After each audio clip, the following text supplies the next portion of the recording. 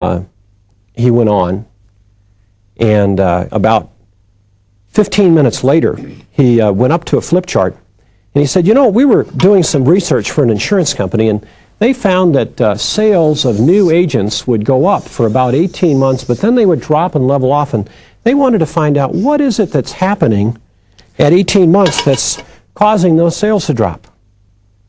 And what do you think we found when we did the research? And he got absolutely no response. So I raised my hand. And he said, you want to try again? And I said, well, they ran out of relatives. Now, I admit that when you're thinking about insurance, that maybe that's a stereotypical response, that insurance salespeople start with friends and relatives. But, you know, at least it got the ball rolling. Now he could have said, you know, that's a really good guess, but we found that they ran out of relatives right at about 6 months. But, you know, that's a really good guess. Does anybody else have a guess? He could have said that. He didn't.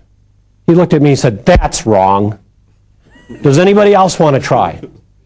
No one else wanted to try. Now, he went on for about another 35 minutes, which, by the way, put him 20 minutes over his appointed ending time. And then he was finished. Now, when I point to this table, I'd like you to go like this. And when I point to this table, I'd like you to go like this. And when I point to this table, I'd like you to go like this. Okay, so get ready. That is about the round of applause that he got. Now, the interesting thing is he then went up to the head of this group and said, you know, I really was reluctant to do this, but obviously it was well received. I'd like to come back. And then he was the first one to leave. And then, frankly, 35 of the 40 of us at this meeting went across the street to a little coffee shop, and that's where the real learning took place. Did you see when he did that? Did you hear when he said that? I mean, think about the 5 ways we've talked about to kill motivation. Have little personal contact. He was the last one there, the first one to leave. Get people in a passive mood and keep them there. He asked 2 questions in almost 2 hours. Assume they'll apply the information, skip the example. He had only 1 example in 2 hours. Be alert to criticize. I thought he did a marvelous job of that. And then the 5th way to squelch motivation he also illustrated, and that's make people feel stupid for asking questions. And he certainly succeeded in that.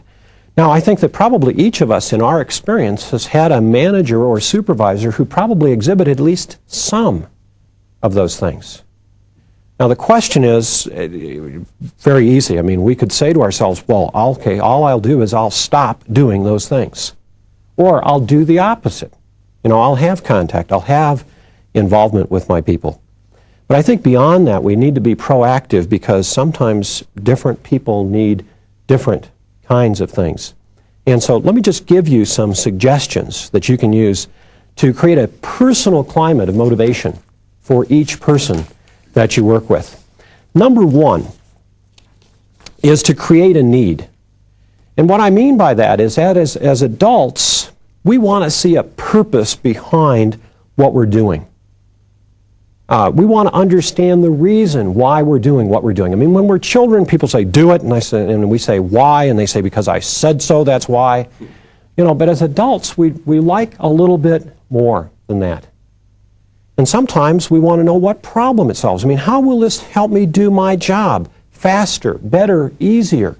You know, especially if we're talking about perhaps wanting people to use new technology, and they're comfortable with old technology. And rather than just saying, do it because it's your job, how will this help me if I learn this new technology? There's a saying, you can lead a horse to water, but you can't make it drink. But you can salt the oats.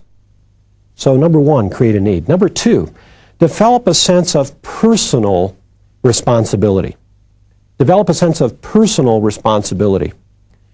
In the final analysis, people take pride in their own accomplishments. And so what we need to look at is how are ways that we can make people responsible. Can we delegate a task that's there so that once it's accomplished, they can look at that and say, yes, this is mine. Can they see the individual contribution to perhaps a larger picture that they're involved in? So that we pass responsibility from ourselves as managers and supervisors to those people that we work with, so that they feel empowered, which is the phrase that's used today, and they feel a sense of accountability for what they're doing as well. Number 3, create and maintain interest. Create and maintain interest. And what I mean by that is that people like to be involved, and people also need to be stimulated. Now, some people work in jobs where there's a lot of natural variety. If there isn't, maybe one thing we need to look at is, how can I perhaps put some more variety in this job? Could I do some cross-training where people can learn to be familiar with things that other people around them do, so that when there's some downtime, instead of sitting waiting for work, maybe they can get involved in some other things that gives them a little variety to their job. We've seen situations where, for example, people that were very good at doing something became temporary trainers to take a few hours out of their job to go into a training session and teach people to do what they do. And that created some stimulus. Another way that we can maintain interest is encourage people to ask questions. That provides some people with a lot of security, because I don't know if this has ever happened to you, but you go into a new job. Maybe you're hired by a new company, and for the first couple of weeks you're sort of hesitant to ask questions. I mean, you want to fit in, you want people to feel that they made the right choice in hiring you, but you're sort of afraid to ask questions. And by the time you're comfortable enough to ask questions, you've been around too long to ask questions. I mean, now you feel as if I should already know this, and so I was afraid at the beginning because I was new, and now I'm afraid because I'm not new. All right, but we can encourage people to ask questions and let them know that really the only foolish question is the question that we don't ask. And isn't that also a part of that personal contact, of making sure that, especially in the initial stages, we spend time with that new employee so that they feel comfortable enough to come to us with their questions, with their issues, with their concerns. Okay, number 4, structure experiences to apply content to life. Structure experiences to apply content to life.